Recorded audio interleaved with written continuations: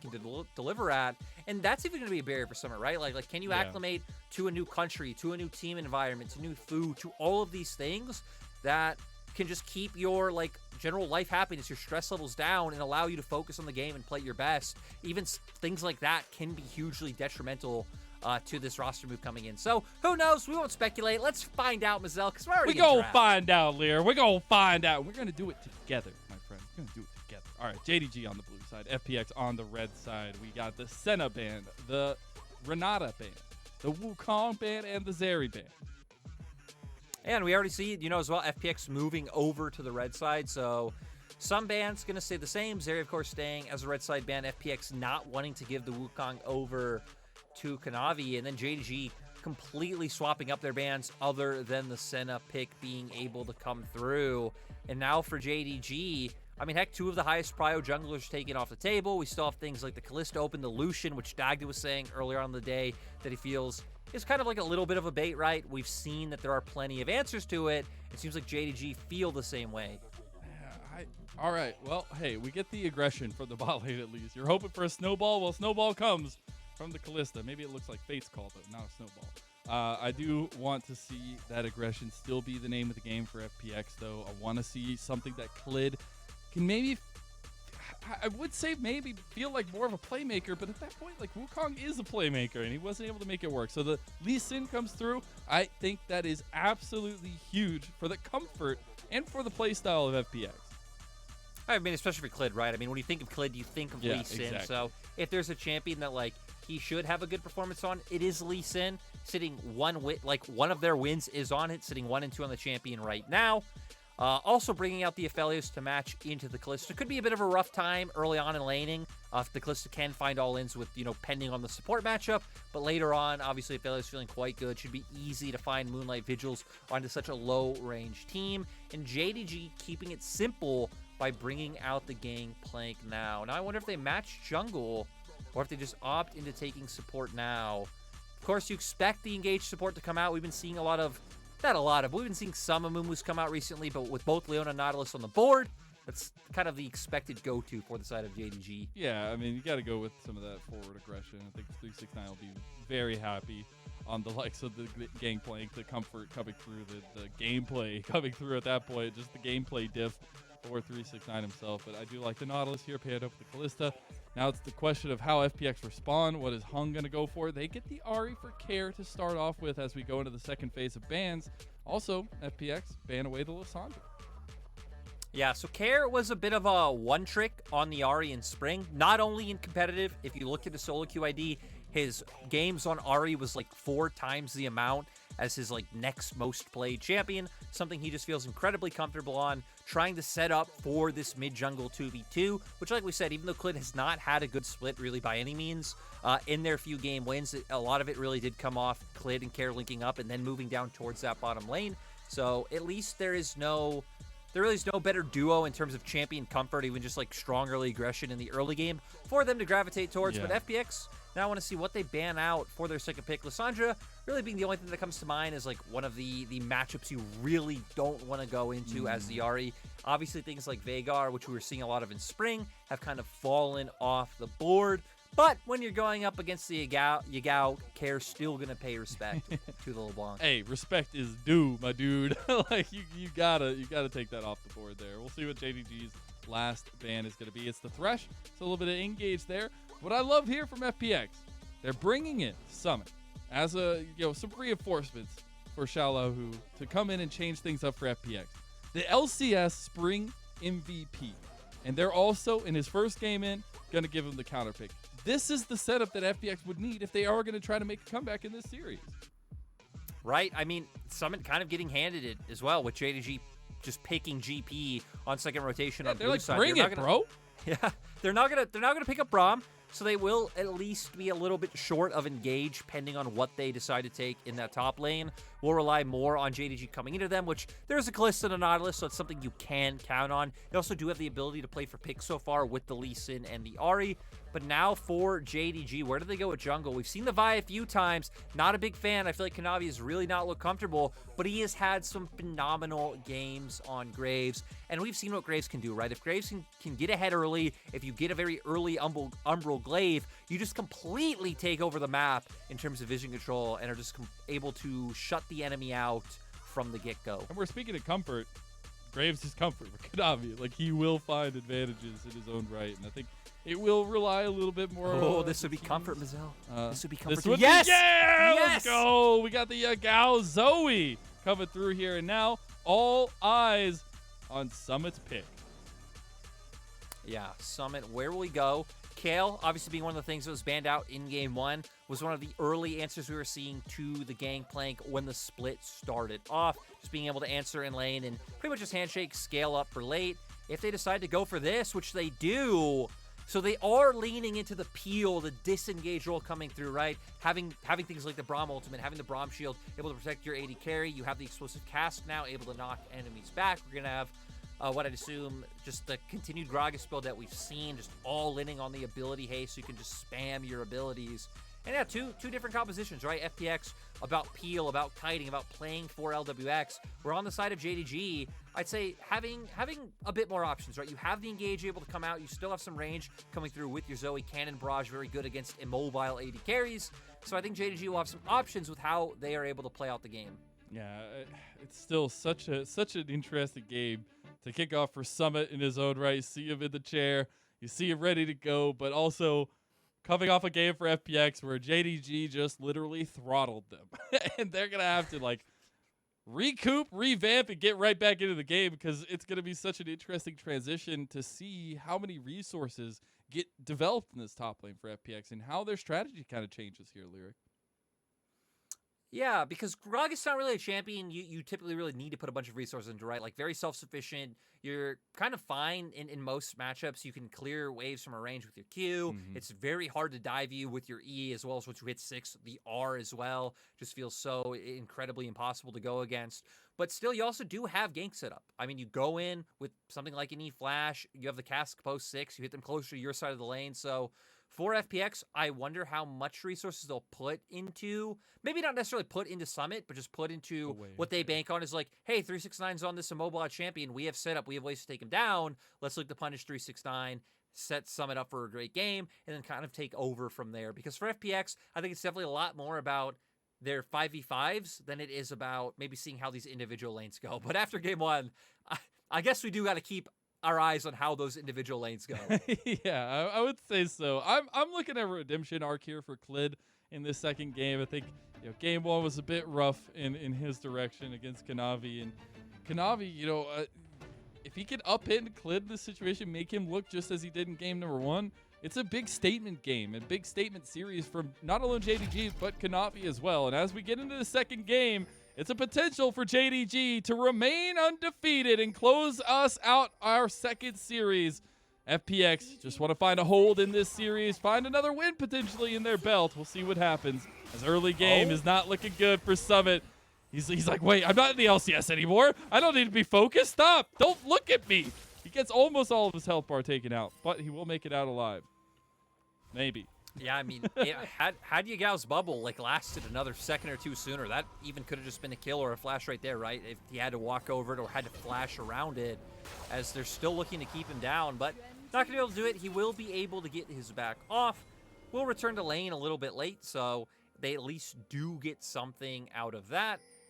FPX answered with a ward onto Kanavi's red buff, so they'll have matching information of where he is. So both teams will at least have some semblance of information about where junglers are starting and where they're pathing towards. Indeed, they will, as they will watch Kanavi take his entire red buff here. I do like that we get the same side starts, though, for these junglers this time around. I do want to see, how does this 369/Summit lane peter out, but especially still looking if we get any of those crazy starts on the bottom lane, see how much the snowball can be developed for Hope or LWX, more so looking at Hope, obviously, on the Kalista. But 369 right back to what's going on in game number 1, just smacking whoever walks up to his face in the top lane.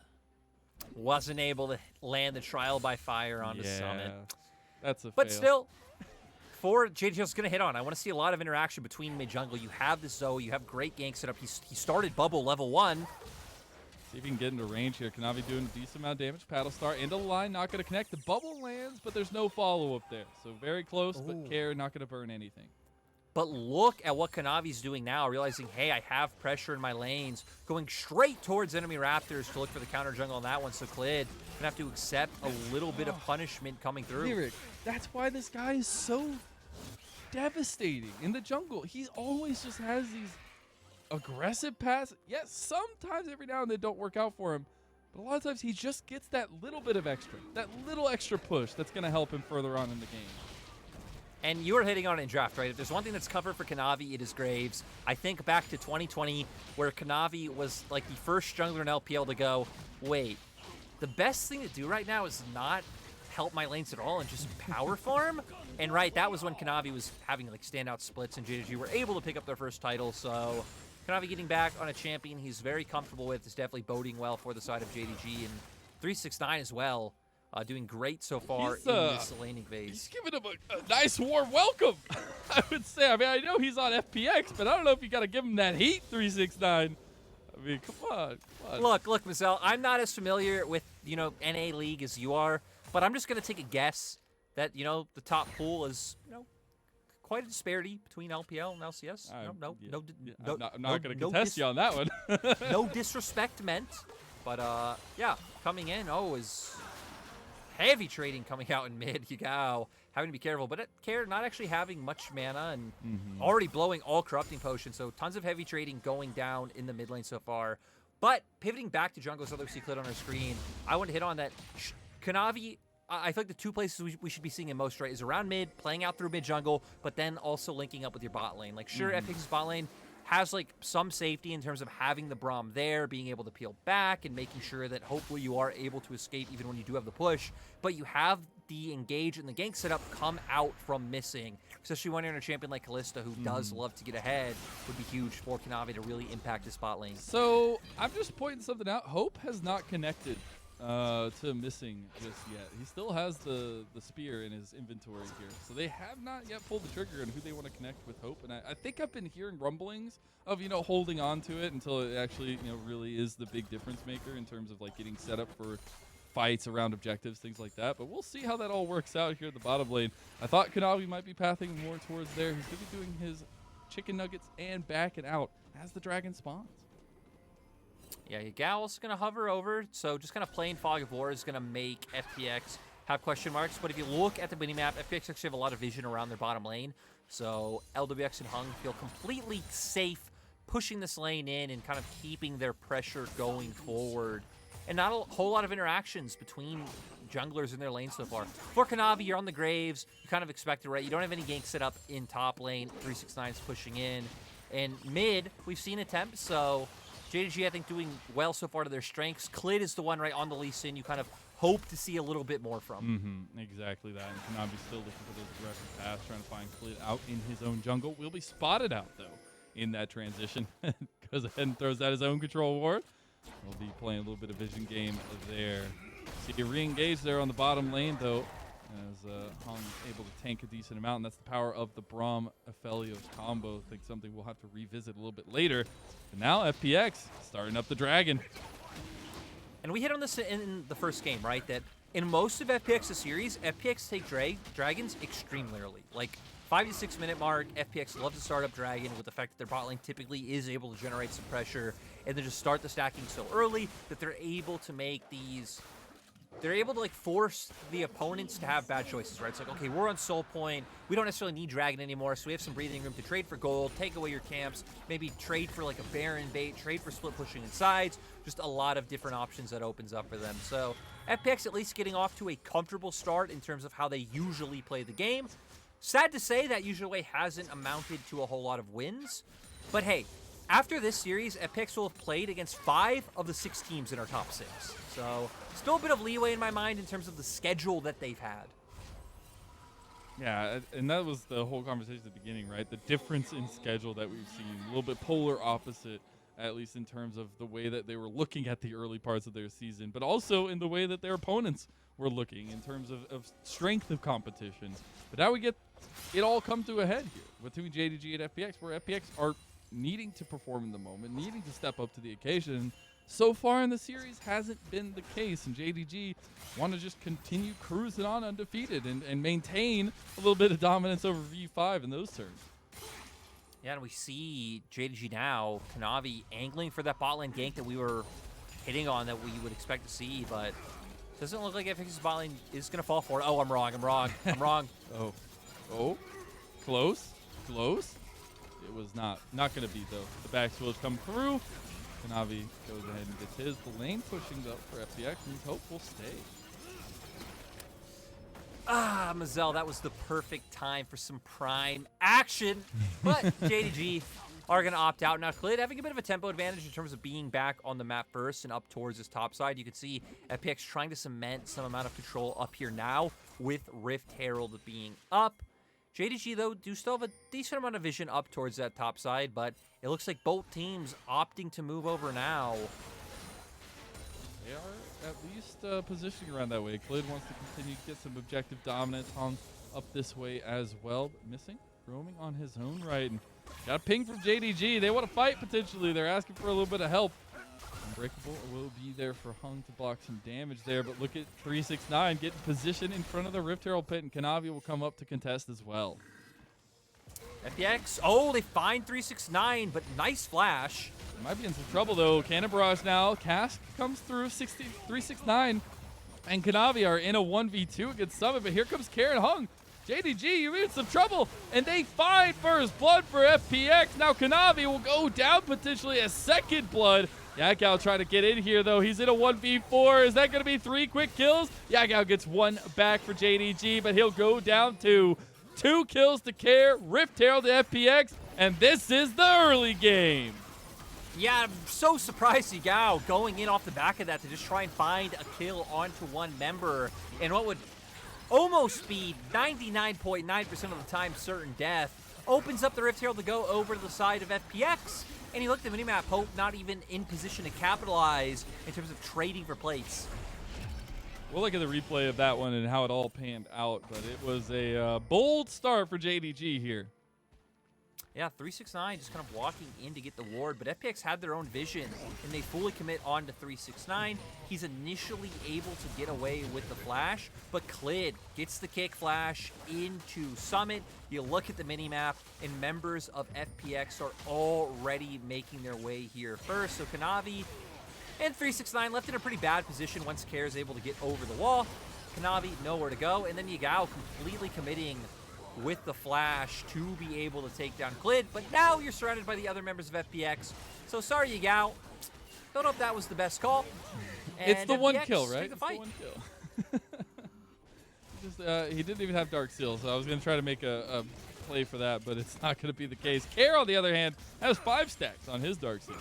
Feeling pretty good on that one. And double buffs. And double buffs. Yep. And Clid also still just got the red buff as well. Dragon spawning in 40 seconds or so. Could be an early stacking advantage for FPX. And FPX are huge. I mean, you look, right, Summit being incredibly close to his mythic. We can see Care sitting on those 2 kills. They want to use this. They want to use that strong mid jungle. Nice timing from Yagao to get there and see Care in the transition. Kanavi does have Umbral Glaive now, so he's at that little 1-item power spike that you were looking for, Lyric. But is it going to be enough to really turn the momentum of this early game? Care is looking to turn the momentum himself, tries to flash for the charm, does not hit it. Missing is over the wall, but has everybody chasing him as well. LWX is here, and you're still waiting for Hope to get in this fight. Yagao goes over, he might just die, and this is catastrophe for JDG. Clint gets the kill. It's a double for the jungler of FPX. And maybe it's just the Summit buff. He's not even a part of it, but FPX are looking like a different animal. You know, the fight on top side, okay, 369, you don't expect, you know, that ganks to come over the wall. You don't know they have vision.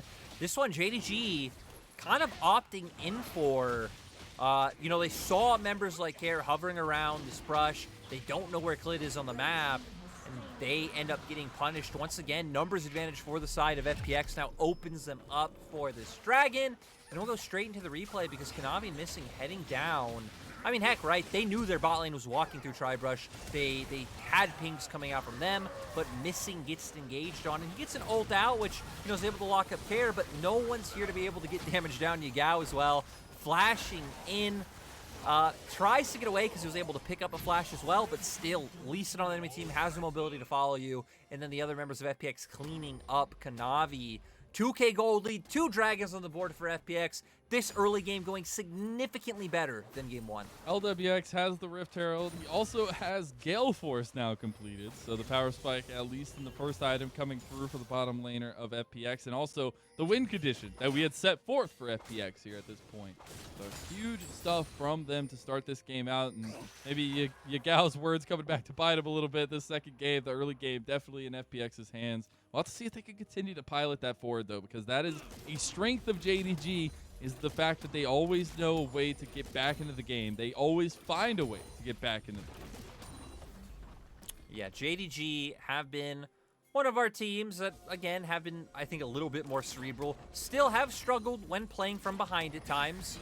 So things don't bode well for JDG in that regard. And now just going to push down through the spot lane because LWX, one with Herald, very easily signals where it is going to go, and FPX even using Care's pressure in mid to lean over and make sure no one can answer this play. Gonna see what can happen here. Care almost hits the bubble, or gets hit by the bubble.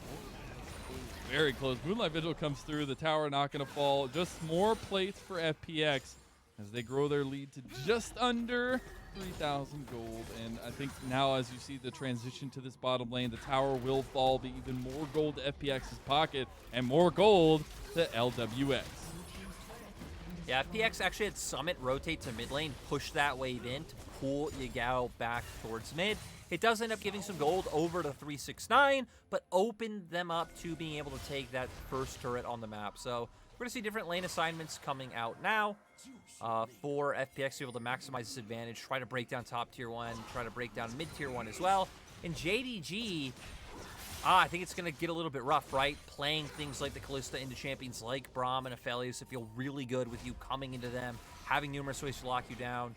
Zoe as well doesn't feel like she'll be all too impactful. Zoe, I mean, like, you can play Zoe from behind, right? Throwing paddle stars and bubbles over walls, trying to force your way in, but that feels so much more impressive when you're ahead, when you have control of space, when you're using Fog of War to find bubbles and poke people out. So I think JDG's comp going to lose a little bit of steam playing from behind to where FPX can have so much momentum, especially now with Mythics coming out across the board. 4 Mythics for FPX already. And also 9 pages in the Magi's for Care. So that's going to be a little bit of something to focus in on, at least towards this mid lane for FPX. We're getting set up for the next Rift Herald here in about 25 seconds. You can already see FPX putting a lot of bodies around that way, committing Summit to the side lane. He will not have TP, so if he wants to join the fight, he'll have to walk there. But it's going to be FPX in pole position right now for the next objective. I'm curious to see if Summit does commit to walking up. Does look like he's going to head there now. He even could just take Scuttle Crab and, like, be around mid lane. As long as he's not showing on a ward or showing in lane, then, I mean, JDG have to assume that he's around that top side, right? So for Summit, using the lack of or using information to your advantage, but actually setting up for a bit of a play. Oh, walks right into the bubble, though. And Gal's going to welcome him to his lane at that point. Nothing going to come of it too much in the mid lane, at least at this point. You do see Clid hovering around that Rift Herald. It has spawned. Kanavi going away from that. Okay, I guess he's going to go ahead and back. So this will be Rift Herald for FPX. Even more objective control. At this point, it's 100%.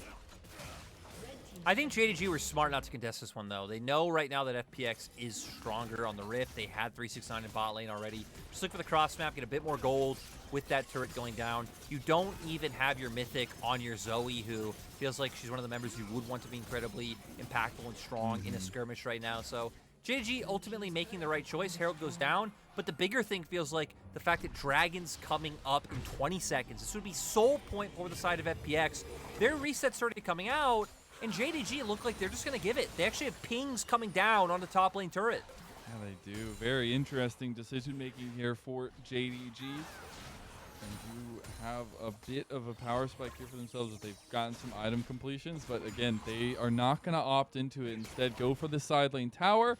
Try to get their second tower of the game while Clid, Summit, duoing the dragon as we speak. Yeah, ooh, maybe a bit of a fight could potentially break out here. Doesn't look like it in the end. Hey, I want to bring this back. I want to bring this back to coming into this game. So if anyone missed the pre-game interview, we had Yagao coming in saying, yeah, we go to 3 games a lot because we like to practice a lot of new champions and, again, use those stage games for experience. Mazel, this does not count as one of those games. We have Zoe for Yagao. We have Graves for Kanavi. We got 369 on the GP. These are not practicing new champions, so this is just straight up FPX. I mean, right? FPX won 2 skirmishes, and then since then, FPX have just been in full control. That's what's so crazy to me is, like I said, it's literally like a different beast at this point, a different Phoenix. I'm not even saying it's the reborn Phoenix at this point because it's just feeling like a different kind of control from FPX. And I would say there's still some very tight-knit things to be dealt with as we go further into the game because it's still pretty early, but it's been looking good so far for FPX. And as they almost catch out Yagao, they overextended, and Summit will die. And unfortunately, first time in the LPL, first time at least in the series, and it hasn't gone Summit's way. Mazel, all that matters is the result, because if FPX can pull this to the finish line and win, then this roster, then Summit is undefeated in the LPL. He is. So, this one death means nothing on that plus. Oh my god, LWX! That's a huge gravitum. The charm also landing onto Kanavi, and he's just dead. The kickback, but into the Fate's Call, and that's an unfortunate end for Clid. He thought he had the miracle play, but he did not. And now JDG are onto the mid lane towers. How do they just get away with it? We thought FPX were so far in the lead. Now they chose to not go for the 3rd dragon. They chose to go for the side lane tower, and now they chose to go for mid lane. Easy. I mean, like, LWX just makes such a hero play, goes in with the Gale Force, throws out the Moonlight Vigil. It is huge. And then Clid, oh, we're going back this far. Okay, they're taking red buff. We're gonna see. They want to show Summit's first death in the LPL. That's what they want to do. Now they think they're able to find this pick onto Yagao Zoe, but goes golden, buys time, and then Summit just getting completely bursted out within a second, having no way to answer. But then here, right, we see FPX coming back to mid lane, LWX having the Gravitum, huge Moonlight Vigil onto 3 members. Care then able to flash forward to guarantee the kill, lands all the CC, but Clid here, like you said, thinking he finds the hero play, but gets absolutely one-shot by the members of JDG, and ended up just running it down. Summit not able to do any damage in that last fight. Feels bad, but it's okay, because you're still sitting with a nice Ahri in the mid lane. 4-0-3, 13 stacks in the Magi's, now having completed Zanya's as well. Will be a nice little power point for FPX as they use the Rift Herald in mid lane. See that picture in picture. Yeah, hook on. Oh, okay, forcing Summit's flash. Yeah. That's why Summit having no summoner up, but FPX does guarantee the charge to come through. Arctis going to go back. We have 2 minutes until Dragon, so you'd expect to be seeing, potential resets coming soon. Answering side wave pressure coming out now. You can see Summit pushing in top and just making sure you have that control to be able to threaten the fact that you could be picking up Cloud Soul. Cloud Soul, everybody has their own conversation about how Cloud Soul makes them feel, but still in terms of control, dominance, at least map objectives, it would be very, very clean for FPX to get the 4 dragons, get full objective control in terms of neutral objectives, and continue to steam forward. But we see the moments that JDG are still so terrifying, right? Like a shark lurking in the water. At any moment, in any fight, it could just turn around on its head, and you're a little bit scared for FPX. Yeah, and you definitely have to respect the fact that JDG going up towards the top side just took vision control and can threaten the trade for it Baron, right? Having the Kalista with the Rend, having the Graves, so be able to put out some decent damage as well. So JDG so far doing a decent job. And now once again, 369 going towards his Prowler's Claw, so going for a bit more of a burstier build. Not as much scaling able to come through, at least early on, right? Still going to be able to go towards things like the IE and get that crit and become a monster, but being a bit more of a mid-game power spike, which is where JDG really want to come online, and they actually force FPX out because LWX and Hung going for their resets a little bit late. They're here so early. Yeah, They're gonna the be able early to, birds. but still, they were able to force vision control. Now it's going to be FPX, the ones who have to give up bot side river and play up towards the top lane. They are the ones with luxury, though, right? They're the ones on soul point, so even if they lose one dragon, it won't be the end of the world for their side. But we see on the minimap, just no vision down in bot side river anymore. Yeah, and that's where I feel like FPX should be okay with giving this one up if they need to, right? But at this point, we're going to get a little bit of a pause. But at this point, right, they can feel okay giving that one up, maybe looking to try to burn down the Baron, try to push the attention of JDG, and they're in the driver's seat. They need to feel that way. I feel like that's something that may be lacking, is the fact that they still know who they're facing. They still realize that the way they lost game number 1, and some of that control might be slipping through their hands. Let's just remember that it's very hard for their comp to force something, right? Because they drafted that way. They drafted to be able to peel back, to kite back, to just be able to control and like win out from a range. Their only real engage, right, would be like individual pick tools, right? It'd be like Care going in, finding a charm. I guess it could be like an E-Flash, Body Slam coming out from Summit, or something along those lines. But committing those tools that could maybe be better used, setting up for LWX to be that primary carry, feels like the way to go. And for JDG, they've kind of pivoted, right? They've been playing as a tight-knit unit. We've seen them forcing into bot lane river as a 5-man core, making sure you're all together, not really giving those windows for those single target CC pick opportunities to be able to come through. And now we're at a point where JDG, on objective first, controlling vision, have things like the Zoe that we were hitting on earlier, that when you're in that position is just so threatening. Bubbles coming out from Fog of War, barrels in Fog of War as well. So for FPX, I think it's going to be a bit of a rough one. They can just try and transition up towards Baron, like we talked about, but still they haven't even started setting up their own vision control or sweeping for any wards that might have already been there from JDG side. So I think FPX a little bit behind on the play, and I think this could be the opening for JDG to find the pick or to find the engage that they've been looking for. So I guess as we'll figure out what's going on, hopefully get an update for everyone when we do. I promise I will share it immediately. I'm not holding the button next to me this time around, but I want to go back to a little bit of the win conditions that we set up, right? At the beginning of the day, we were talking a lot about bot lane. And at this point in this game, yes, I still think there's a lot of potential to carry through the bot lane, but we're looking at these mid-game skirmishes right now to really decide how this game is going to pan out. And I feel like it works in FPX's favor, right? We've seen complete objective control from them, at least until this point. We're about to see if that changes. But I think that with the way that they prop themselves up, they should feel okay and feel confident to finish this game in terms of like being able to take fights, being able to scale to your advantage. But again, there's always that nagging question of like the one miss up, the one slip up, the lack of priority on a target, and that can come up to bite them. I mean, heck, we've already seen that, right? In terms of like, Summit gets picked off, and then you're left in this 5v4, and then Clid trying to make a play gets caught out. Yeah, so one mistake can really snowball into just a winning scenario for the side of JDG. I mean, heck, that's how FPX found the game in the first place, right? Taking advantage of one mistake coming out from 369, or maybe not even really a mistake, right? Because FPX got the vision set up. They spotted him out there, but one play setting the tone for the rest of the game has given FPX this advantage. So, yeah, you got to stand your toes as both teams right now going into... Hopefully, when we come out of the pause soon, please, Mr. Caster. I've tried. Game. I've tried, man. I've tried. But I do think that, it didn't feel like anything had happened. But I still feel like there could be something that maybe happened off screen or something along those lines. I feel like we were just getting set up for the occasion. Yeah, you're right. It really did come out of nowhere, right? I feel like usually the pauses, there is like something that leads up to it. You're like, that was a little bit It's sus. a little bit strange, a little bit sus. That was a little bit more sus than an Among Us game. But that game, we're just like, always we're the talking, reference, we're vibing, and suddenly we hear, back to you. I did hear, as we have gotten a little bit of word, LWX did have an in-game issue of some sort. Get it all figured out and hopefully move forward. And I guess when you're looking at this game, I know I've been talking about FPX a lot. We're still saying, JDG have a chance. How do you think, like, in actuality, that JDG get back in? We're back. Oh, whoa, it's skipping around. We got a team fight. Summit killed Kanavi. I don't know how that just happened. What happened? I don't understand. Dragon, we skipped forward in time because the Dragon went to JDG.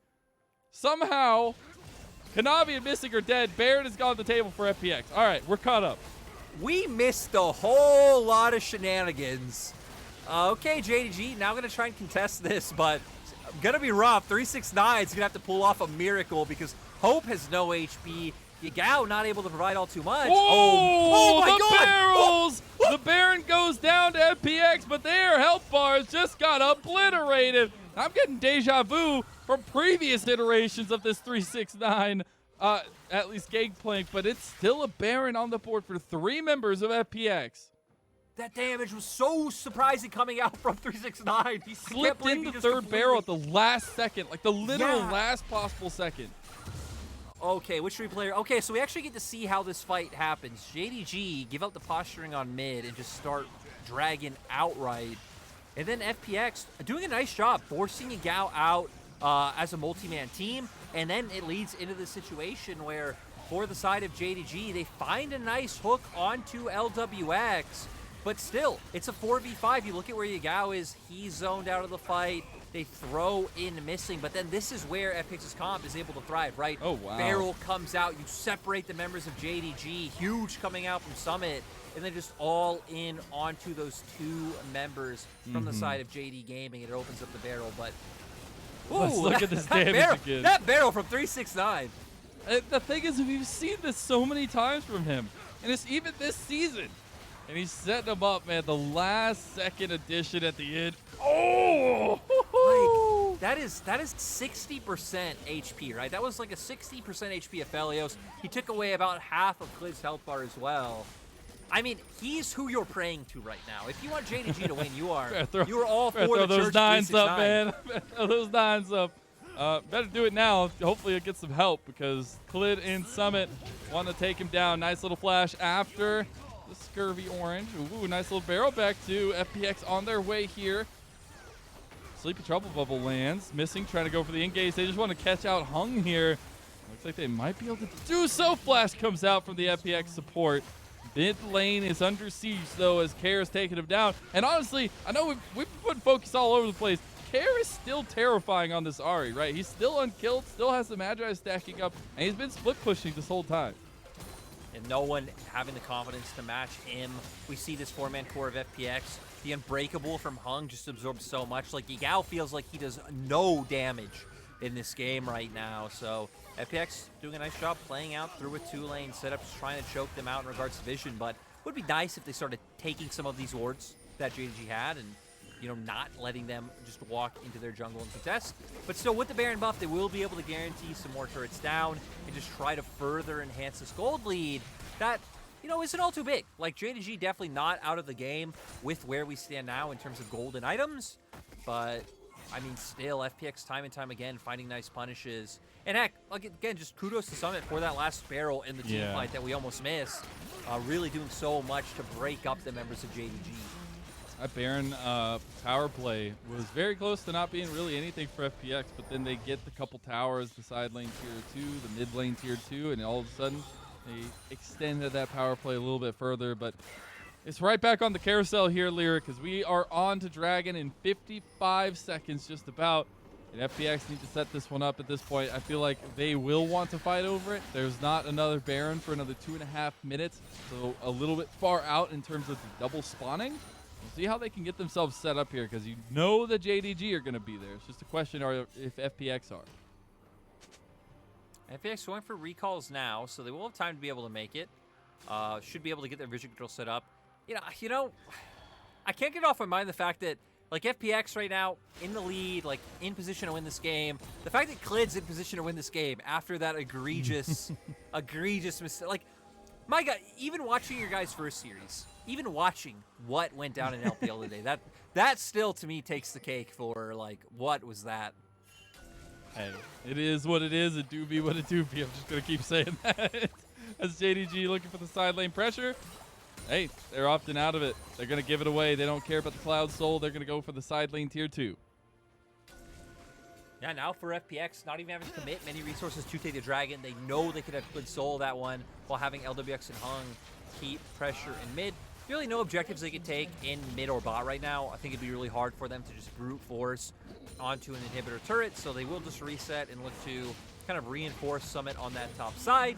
JDG do get a tower traded for the Dragon, so not all is lost in the end, But Cloud Soul going to be feeling pretty good, especially for champions like Ari on the Rift, too. Yeah. Going to be getting tons of value out of that one. Can I just say, though, underlying all this, I was saying there's sharks on the side of JDG. Well, there's only one, I feel like. And it's 369 at this point, who is fourth item completed, waiting on his last item, way in front of everybody. And it's crazy how often it comes down to 369. Even though we put a lot of propensity on Hope, when he gets these Gangplank, when he gets these types of champions, he can't carry his own right. Kanavi has to flash there. That's a big cooldown. Yeah, that's huge. And look, Hung doesn't have to respect him, can just walk forward knowing he has a safety Oh, care. That's huge as well. Nice little engage, but it's all done. Dragon Rage quick on a 369, though, and he goes down himself. That's one kill already. Ooh, flash away from FPX. As now LWX flashing forward himself. He's looking for kills. He's got the chakrams. And FPX, they're pushing us the distance. JDG, they always give up one. And this game 2 will be the one they give up. A double kill for the newly minted top laner in Summit for FPX. And it was the change that they needed as we're going to game number 3. I can only hope for a full 9-game night at this point. Summit coming in. This FPX roster is now undefeated. NA Imports undefeated in LPL. At least ones that come from last split, because I don't know if there's any more off the top of my head. But there we go. That's the headline. FPX with Summit got it done. The LCS Spring MVP coming in, working tightly knit with Clid, and finding success for FPX. They already found one series win, but as you said, this new roster, this new iteration, it is looking real darn good, and I can't wait to see more. I can't wait to see what JDG come back with. At this point, I feel like JDG were okay with giving that one because they get the distance. They get the games that they wanted, and now we get the little bit of life for FPX that I feel like is so important. You know, also, I just double-checked to see if my statement about NA being undefeated in LPL right now is true. And I guess it only determines, and obviously that's a meme, right? Someone obviously not from NA, but if Sword Art counts as NA, now that he is back from there, because if so, then no, then I guess, they're not undefeated. But, that's the caveats. That's the caveats. Let me get FPX won. What I'm saying right now doesn't matter at all. FPX found the win. A lot of it stemming right from those 2 early skirmishes. It felt like ever since those, FPX were just found full throttle, picking off 369 and Kanavi in that topside skirmish. Yagao kind of overcommitting for 1 kill, gives over another kill as well. The same fight happens in bot side jungle as well, with them able to pick off multiple members from the side of JDG again. And then it felt like momentum was finally even